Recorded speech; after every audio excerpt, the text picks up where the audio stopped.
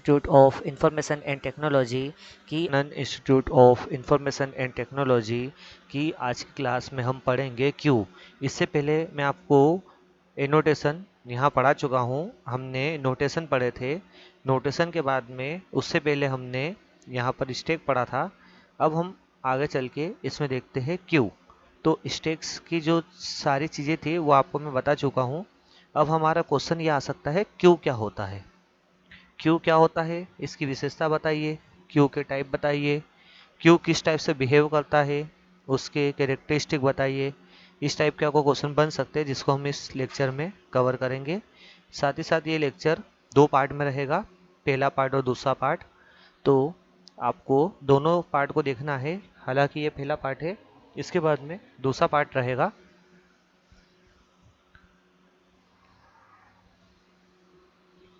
तो जैसे कि हमारा क्वेश्चन बनता है क्यू क्या होता है, क्यू की विशेषताएं बताइए। तो आपको यहाँ पर मैं दिखाता हूँ। आपने इस टाइप की लाइन देखी होगी जिसमें एक व्यक्ति खड़े हैं। यहाँ लाइन में ये पीछे से जुड़ रहे हैं और ये लाइन में आगे की ओर इस टाइप से आगे की ओर बढ़ रहे हैं। जो हमारा प्रोसेस चल रही है वो यहाँ से जो भी होगा कंडक्टर यहाँ से होगा, इस जगह से यहाँ से ऐड होंगे, इस जगह से ऐड होंगे, इस जगह से वो रिमूव होंगे। रिमूव के अलावा आप इनको बोल सकते हो कि प्रोसेस होने जाएंगे। तो यहाँ से ऐड होंगे, आगे की ओर बढ़ेंगे, इधर से ऐड होते जाएंगे, इधर से प्रोसेस होंगे।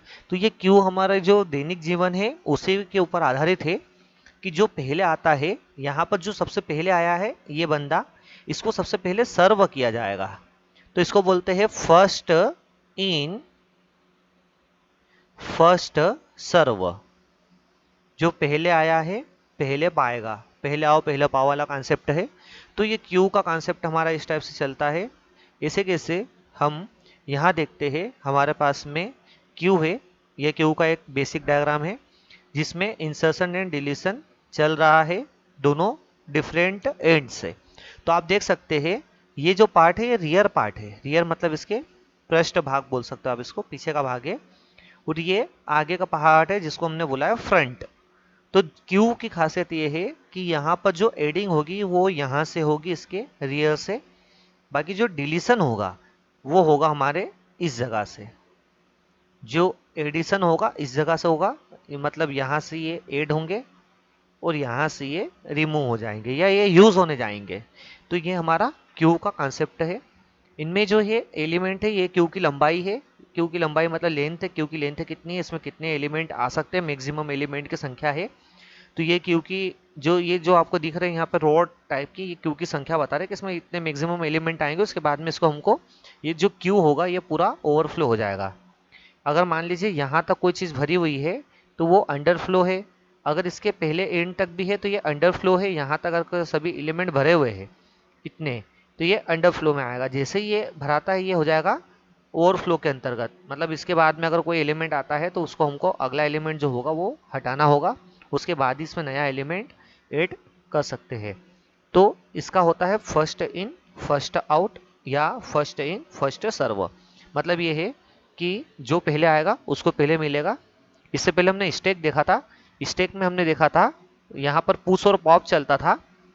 तो पुश में क्या होता था, हम एलिमेंट डालते थे और पॉप में से हटाते थे। और जो भी काम होता था उसमें ये होता था जैसे स्टैक में कोई चीज़ आ गई है तो जो सबसे लास्ट में आया है वही सबसे पहले बाहर होता था। मतलब फर्स्ट इन यहाँ पर लास्ट आउट था, बाकी यहाँ पर है फर्स्ट इन फर्स्ट आउट। तो ये ध्यान रखिएगा, ये स्टैक है। ये दोनों एक प्रकार से एल्गोरिदम के द्वारा बनाए जाते हैं, हमारे द्वारा बनाए गए हैं। यहाँ पर ये दोनों चीज़ें जो क्यू भी है वो भी हम बनाएंगे इसको।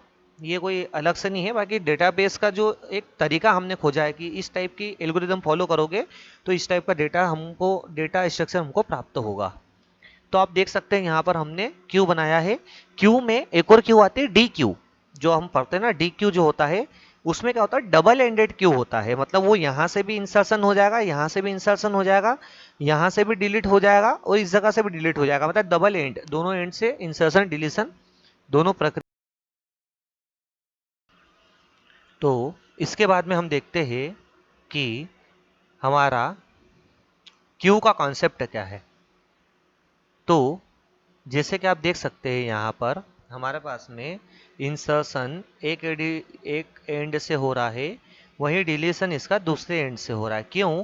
क्योंकि इंसर्शन होगा, फिर ये आगे की ओर बढ़ेगा। यहाँ पर इस टाइप से मान लीजिए इंसर्शन क्या, हमने एक एरे की सहायता से इसको हमने बनाया है। तो मान लीजिए मैंने इसमें संख्या रखी 1 2 3 4 और ये 5। तो ये इंसर्शन इस जगह से हो रहा है और डिलीशन इस जगह से होगा। मतलब सबसे पहले आया है 1, तो डिलीट भी सबसे पहले 1 होगा।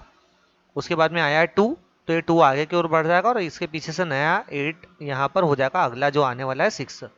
तो इसका यूज क्या है, हम इसको यूज क्यों करते हैं, सबसे पहले हम इसको देख लेते हैं कि इसका यूज क्या है। हम ये वाला कॉन्सेप्ट यूज क्यों कर रहे हैं, हमने स्टैक भी देखा है, हम ये कॉन्सेप्ट भी देख चुके हैं और इसको भी देख चुके हैं, हम इसका यूज क्यों कर रहे हैं। तो जैसे आप सब जानते हैं, जो हमारा ऑपरेटिंग सिस्टम होता है, ये जो आप ऑपरेटिंग सिस्टम देख रहे हो, इसमें प्रोसेस आती है। तो जो प्रोसेस की प्रायोरिटी होती है, वो कभी कभी यहाँ पर जो पहले आई है उसको पहले प्रोसेस करने की होती है। तो वहां पर हमारा ये एल्गोरिदम यूज में आ जाएगा। मान लीजिए हमारा जो सीपीयू है उसमें कोई प्रोसेस जा रही है। अब जो प्रोसेस यहाँ पर पहले आई है, तो ये जो सीपीयू रहेगा ये क्या करेगा, यहाँ पर हमारे पास में एक क्यू रहेगी, उस क्यू से ये प्रोसेस आएगी यहाँ पर इसके अंदर, और प्रोसेस होने के बाद में वो आगे वापस से यहाँ आ जाएगी। क्यों? क्योंकि उस प्रोसेस को कुछ समय मिला है। इसको बोलते हैं राउंड रॉबिन। मतलब ये है कि जो हमारा यहाँ पर जो सीपीयू है, मान लीजिए सीपीयू एक प्रोसेस को यहाँ पर इस प्रोसेस को केवल 1 सेकंड देता है। मान लीजिए ऐसा कि 1 सेकंड दे रहा है, तो ये क्या करेगा, मान लीजिए प्रोसेस यहाँ पर 1 आई है P1, यहाँ प्रोसेस P2 आई, फिर हमारी प्रोसेस P3 आई, फिर हमारी प्रोसेस यहाँ पर P4 है। तो मान लीजिए कि जो P1 P2 P3 P4 process है, इनका ये क्रम सेम नहीं है। हुआ ये है कि जो P4 प्रोसेस है ये सबसे पहले आई थी। ये तो नाम हमने दे दिया, प्रोसेस का कुछ भी नाम दे सकते हैं। मान लीजिए कि मैंने कोई यहाँ पर एक MS ऑफिस खोल रखा है, तो ये MS ऑफिस की है। उसके बाद में यहाँ कोई गाना चल रहा है, तो गाने के लिए है। और यहाँ पर कोई इंटरनेट पर सर्विंग चल रही है, डाउनलोडिंग चल रही है, तो उसके लिए है। और इस टाइप से अलग अलग ये प्रोसेस मैंने इसको दे रखी है। तो यहाँ पर ये हो रहा है कि हर प्रोसेस को यहाँ पर 1 सेकंड मिलेगा। 1 क्वांटम हम इसको बोल रहे हैं कि इसका 1 सेकंड मिल रहा है। तो इस सीपीयू का जो यहाँ पर मैक्सिमम टाइम है एक प्रोसेस के लिए, वो यहाँ पर केवल 1 सेकंड ही रहेगा। तो ये सबसे पहले P4 गई, यहाँ इसने 1 सेकंड बिताया। अब ये क्या करेगी, यहाँ पीछे की ओर आकर के जुड़ जाएगी। इतनी देर में जो यहाँ पर P3 है वो इस जगह आ जाएगी। वो जैसे ही P4 यहाँ से जाएगी, P3 यहाँ आ जाएगी, तो यहाँ पे P2 आ जाएगी। फिर P2 यहाँ से इस जगह आएगी जब P3 इसके पीछे जुड़ेगी। और कोई नई प्रोसेस आ रही है वो भी यहाँ जोड़ते जाएगी, नई प्रोसेस भी यहाँ पर ऐड होते जाएगी। जब P4 यहाँ से आगे बढ़ेगी तो ये P2 आगे जाएगी। जैसे P2 आगे जाएगी तो अगर नई कोई प्रोसेस होगी तो वो ऐड हो जाएगी, अगर नहीं होती है तो P4 वापस से जाकर के यहाँ ऐड हो जाएगी। तो ये राउंड चलता रहेगा, ये राउंड ऐसा चलता रहेगा और ये 1 1 सेकंड सबको देगा। अब इन प्रोसेस को खत्म होने में जितना भी समय लगेगा वो बात की बात है, कितना समय लगता है। तो वहां एक क्यू का कॉन्सेप्ट यूज होता है, क्योंकि ये जो पहले आया है यहाँ पर पहले सर्व हो रहा है। ऐसे ही आप प्रिंटर का भी यहाँ पर उदाहरण ले सकते हैं कि हमारा जो क्यू है, क्यू का उपयोग प्रिंटर में हम कैसे यूज कर सकते हैं। यहाँ एप्लीकेशन में आपको दिखा रहा हूँ, तो आप देख सकते हैं यहाँ पर जो हमारा प्रिंटर है, प्रिंटर को कोई यहाँ पर एक प्रोसेस आई है, प्रिंटर को हमने यहाँ से एक फाइल दी है, प्रोसेस के माध्यम से फाइल दी है प्रिंट होने के लिए।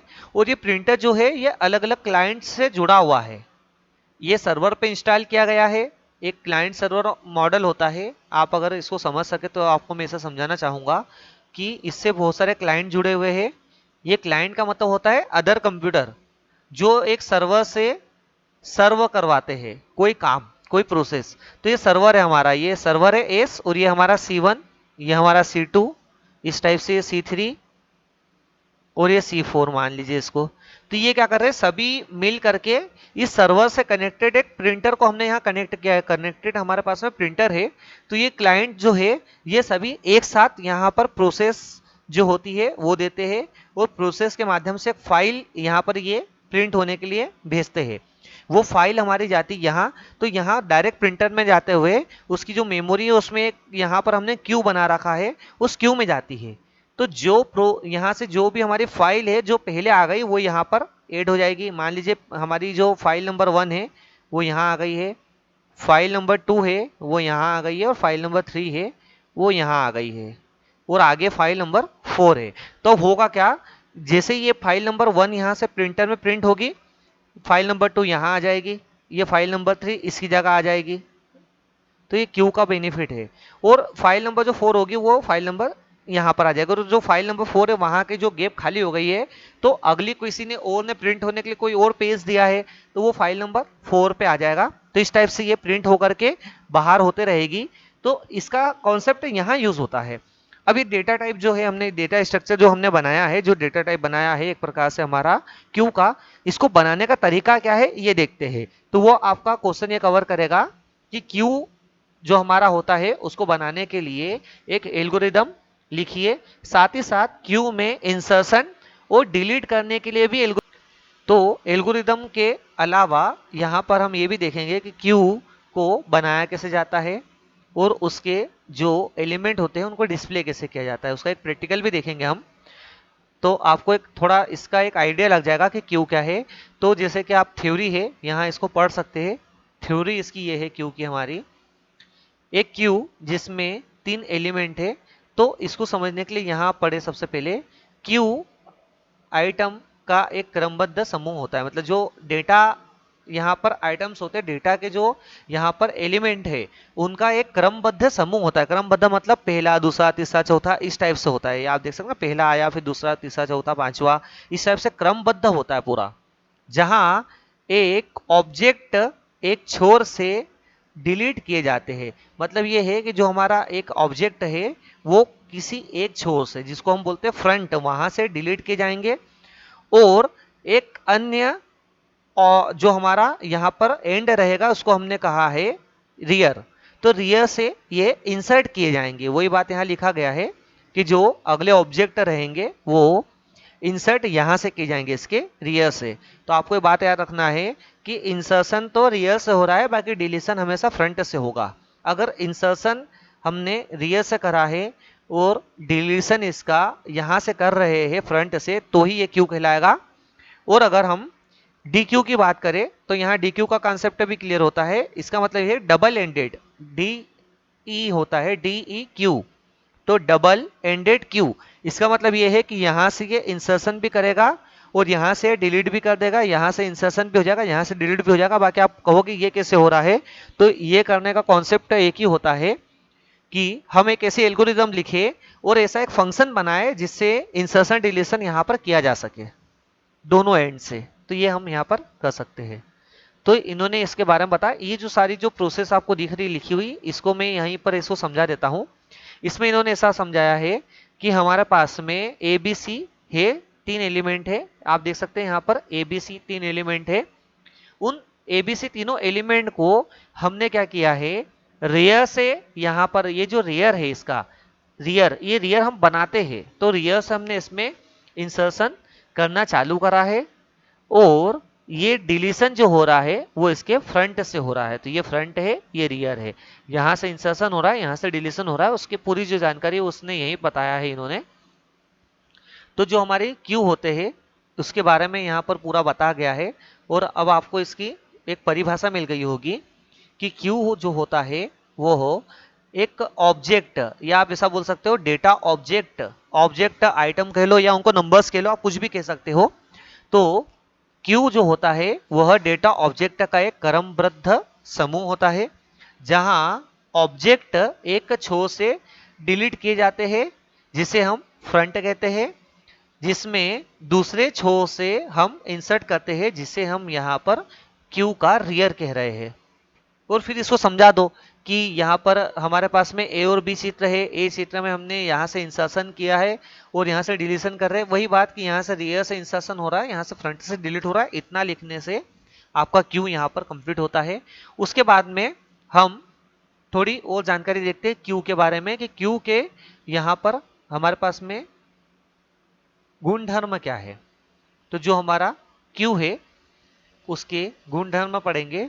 तो इसके गुणधर्म यह है, सबसे पहला कि एक सूची के रूप में इसको माना जाता है, लिस्ट के रूप में, जिसमें यहां पर इसके रियर से इंसर्शन हो रहा है और फ्रंट से इसको हम डिलीट कर रहे हैं। जैसा कि मैंने आपको इससे पहले बताया था। ये इसका रियर पार्ट है, ये इसका फ्रंट पार्ट है। आप इस क्यू को ध्यान रखें। तो यहां से इंसर्ट होगा तो यहां से डिलीट होगा।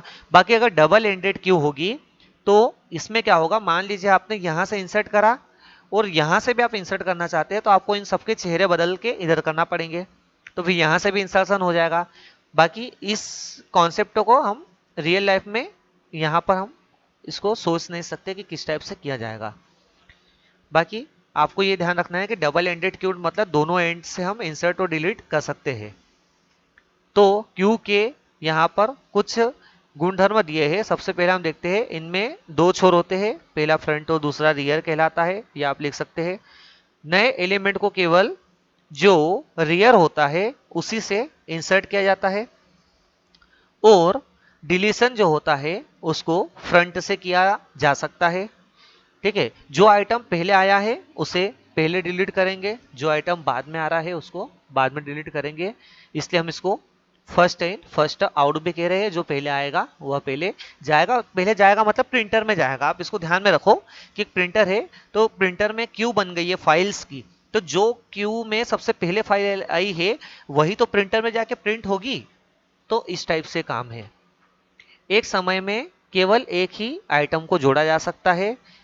ठीक बात है, क्योंकि हम एक समय में केवल एक ही एलिमेंट को जोड़ सकते हैं। हम जब मैं आपको इसका प्रैक्टिकल बताऊंगा तब आपको समझ आएगा। एक समय में केवल एक ही आइटम को डिलीट भी किया जा सकता है। फ्रंट और रियर एलिमेंट के अलावा अन्य कोई एलिमेंट नहीं दिखाई देता है। तो क्यों की कुछ हानियां भी, अभी तो मैंने आपको इसके लाभ बताए थे, एप्लीकेशंस बताए थे, बेनिफिट तो अच्छे हैं इसके, हम इसको बहुत सारी जगह पर यूज करें। बाकी इसका कुछ यहाँ पर डिसएडवांटेजेस भी है। तो जो हमारा डिसएडवांटेज है से उसमें से कुछ एडिशन अथवा डिलीशन ऑपरेशन के पश्चात एक ऐसी स्थिति आती है जिसमें रियर अरे की अंतिम अवस्था में पहुंच जाता है। मतलब जो हमारा क्यू है, ठीक है, तो क्यू जो हमारा है अंडर फ्लो से होकर के एक ऐसी अवस्था आएगी जिसमें सारे एलिमेंट भरा जाएंगे, तो वो हो जाएगा हमारा ओवरफ्लो। तो ओवरफ्लो होता है, उसके बारे में इन्होंने कहा है कि अंतिम अवस्था में पहुंच जाता है एवं फ्रंट के पहले स्थान में रिक्त हो जाता है। इसका मतलब है कि जो फ्रंट होगा उसमें पहला स्थान क्या हो जाएगा, यहाँ पर रिक्त हो जाएगा। कारण क्योंकि जो डिलीशन है वहीं से तो ये क्या होगा, ओवरफ्लो होगा। तो यहाँ से इंसर्ट करे जा रहे हैं, अगर मान लीजिए यहाँ से क्यू में बहुत सारे लोग आए जा रहे हैं, तो ये व्यक्ति यहाँ खड़ा नहीं रह पाएगा, ये बेचारा क्यू से बाहर हो जाएगा, फेंका जाएगा इस टाइप से। तो यहाँ पर ये पूरा वही उन्होंने बताया है कि इसका यहाँ पर डिसएडवांटेज ये है कि अगर यहाँ पर एलिमेंट ज्यादा आते हैं तो ये जो व्यक्ति खड़ा है यहाँ खड़ा नहीं रह पाएगा, आगे की ओर धक जाएगा। तो क्यू में एलिमेंट के बारे में भी ऐसा बताया है कि जो यहाँ पर फ्रंट है, ये एलिमेंट जो फ्रंट है, ये एलिमेंट है जो व्यक्ति, ये क्या हो जाएगा, यहाँ से हट जाएगा क्योंकि इसको धक्का लग रहा है ना इस टाइप से। तो आप इसमें यहाँ पर भी समझ सकते हैं कि जो हम एल्गोरिदम लिखते हैं तो उस एल्गोरिदम में ये व्यवस्था नहीं है कि उसको रोक सके। हालांकि हम इसमें ऐसी व्यवस्था कर सकते हैं कि अगर हमारा जो क्यू है अगर भरा जाता है पूरा, तो उसको आप क्या कर दो, बोल दो कि क्यू जो है वो फुल हो चुका है। बाकी हम ये फुल है या नहीं है ये चेक करने के लिए क्या करते हैं, इसको हम जब देखते हैं जब वो एल्गोरिदम लिखी जा रही है कि अगर कोई डिलीशन करना है या कोई एडिशन करना है उस वक्त, तो इसको आप कर सकते हो। चूंकि एडिशन रियर से ही किया जा सकता है इसलिए क्यू में खाली जगह होने के बाद भी कोई आइटम नहीं जोड़ा सकता है। तो इन्होंने ये बताया है कि अगर ये आगे की ओर धक जाते हैं तो इनका जो स्थान रहेगा ये खाली हो जाएगा। बाकी अब एडिशन कहाँ से करते हैं हम, यहाँ से रियर से, तो अब ये स्थान तो हमारा क्या हो गया, मान लीजिए धक करके इसको हमने आगे धका दिया, खाली हो गया है। तो ये स्थान पूरा खाली है, ब्लैंक है, उसके बावजूद भी यहाँ से हम एडिशन नहीं कर पा रहे हैं क्योंकि फ्रंट से हमेशा क्या होता है, डिलीशन होता है, एडिशन नहीं होता। तो अगर आपकी क्यू में से आपने मान लीजिए दो एलिमेंट यहाँ से डिलीट कर भी दिए हैं तो भी इसमें क्या होगा, ये यहाँ पर इसका स्थान जो होगा वो रिक्त हो जाएगा अगर ओवरफ्लो कंडीशन होती है तो इसके बाद में हम देखते हैं जो क्वेश्चन है, क्यू पर किए जाने वाले विभिन्न ऑपरेशन बताइए। तो जो क्यू होता है उस पर कौन कौन से ऑपरेशन करते हैं, तो सबसे पहले हम क्यू को क्रिएट करते हैं, क्यू में कोई डेटा इंसर्ट करते हैं, क्यू से कोई डेटा डिलीट करते हैं, से हम क्या करते हैं, ट्रेवर्स करते हैं। ट्रेवर्स का मतलब होता है किसी क्यू के एलिमेंट तक जाना, उस तक पहुंचना, उसको देखना, ये हमारा ट्रेवर्स है। तो ये चार तरह के ऑपरेशन होते हैं। उसके बाद में क्यू की थोड़ी सी शब्दावली पिक होती है। पिक का मतलब होता है to access first element of queue without removing the it from the queue. मतलब किसी भी एलिमेंट को एक्सेस करना बिना उसको डिलीट किए। तो यहाँ पर हमारे पास में क्यू में पहले से अवयव को बिना हटाए उसको चेक करना, एक्सेस करना। अगला है इस फुल। इस फुल का मतलब होता है क्यू के पूरे फुल होने को ये चेक करेगा, और इज एम्प्टी मतलब ये है कि हमारे जो क्यू है वो रिक्त है या नहीं उसको चेक करता है। अब क्वेश्चन आ सकता है कि क्यू के एप्लीकेशंस लिखे, अनुप्रयोग लिखिए। तो मैं आपको ऑपरेटिंग सिस्टम का एक अनुप्रयोग बता चुका हूँ, इसका एप्लीकेशन बता चुका हूँ। आप यहाँ पर इंग्लिश में हो तो आप ये पढ़ सकते हैं, इसको मैं हिंदी में एक बार बता देता हूँ। तो क्यू जो होता है उसके कुछ अनुप्रयोग है।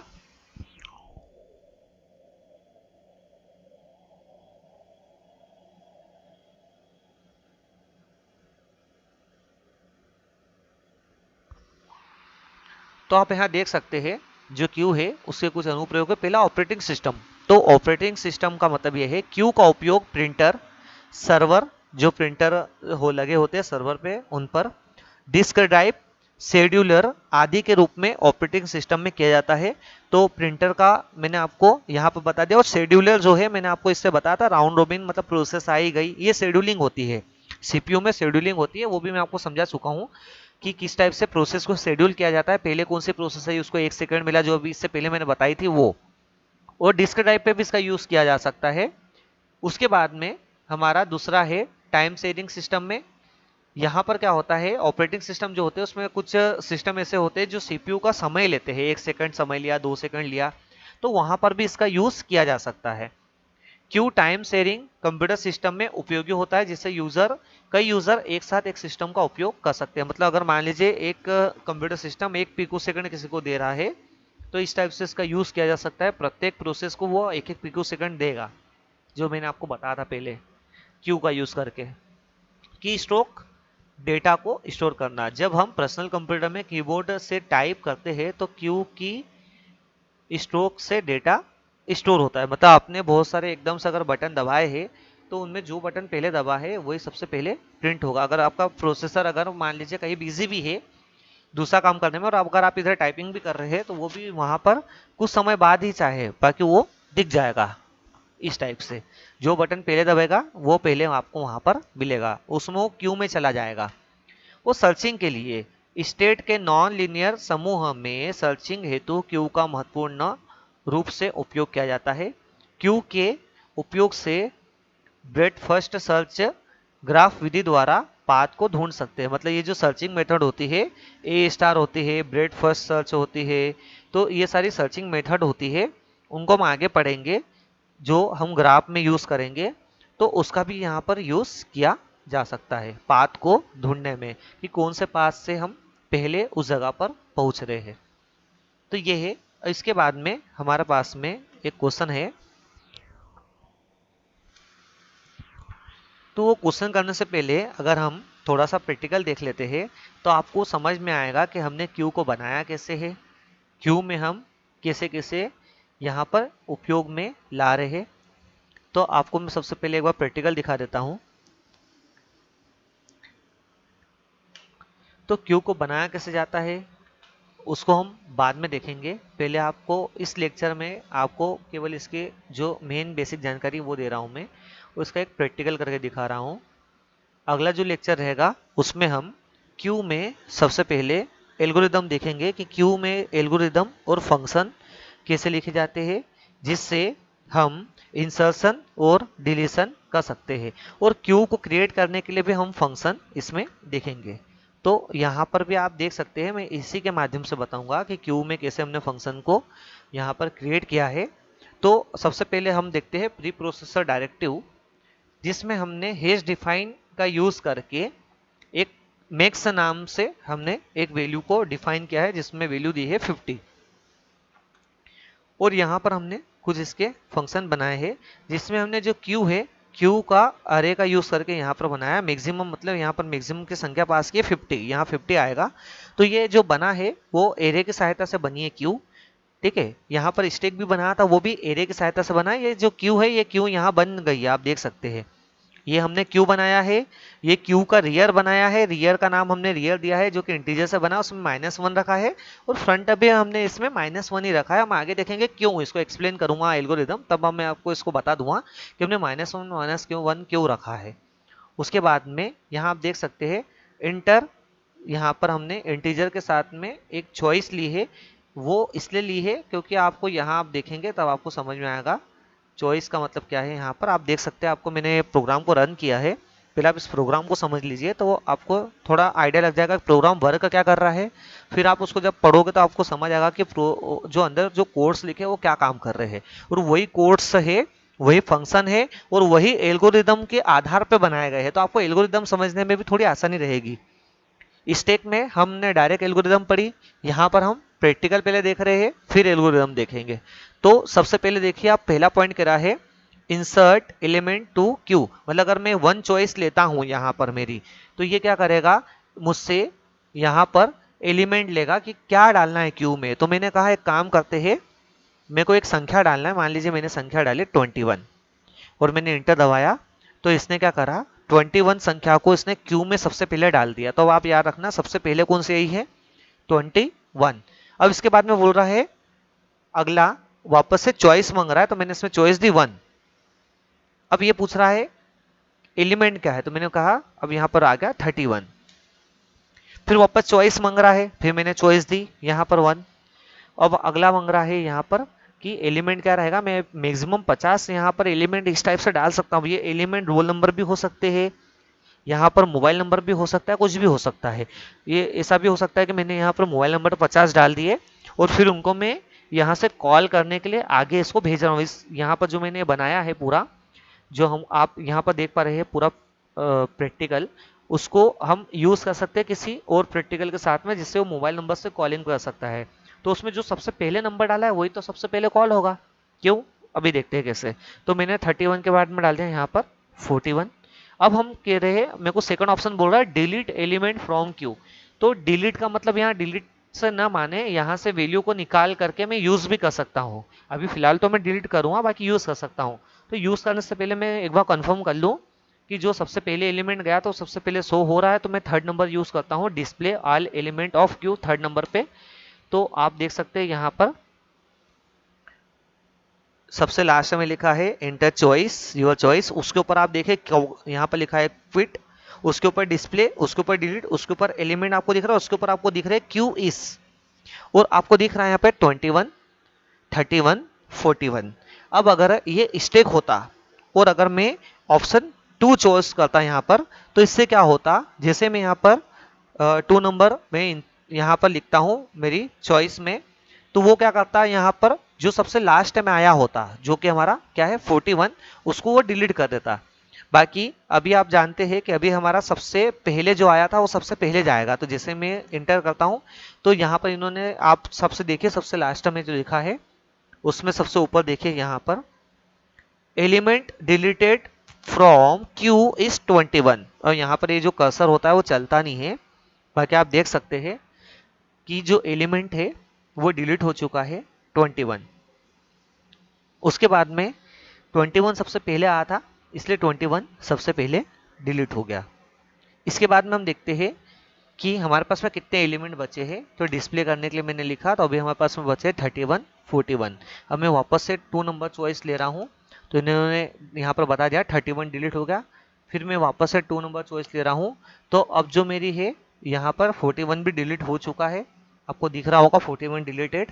अब अगर मैं यहाँ पर वापस से डिलीट करता हूँ, तो मेरी एल्गोरिदम में मैंने लिखा है कि अगर हमारी क्यू पूरी खाली है और अगर कोई डिलीट करना चाहेगा तो उसको एक मैसेज आएगा, और वो हमारा मैसेज रहेगा यहाँ पर जो हमारा क्यू है वो पूरा एम्प्टी हो गया है, तो क्यू इज एम्प्टी, इस टाइप से यहाँ पर मैसेज आएगा कि जो हमारा क्यू है वो क्या है पूरा एम्प्टी है।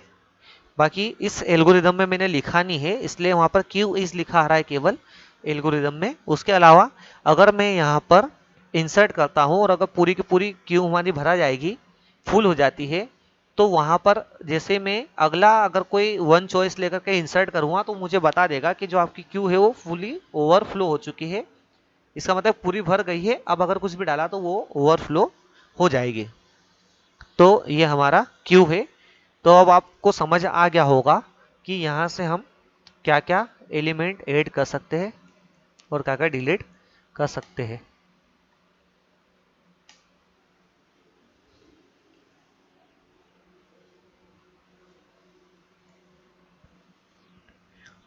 हमारा जो नेक्स्ट लेक्चर रहेगा उसमें हम इसके क्यू के जो हमने देखे हैं,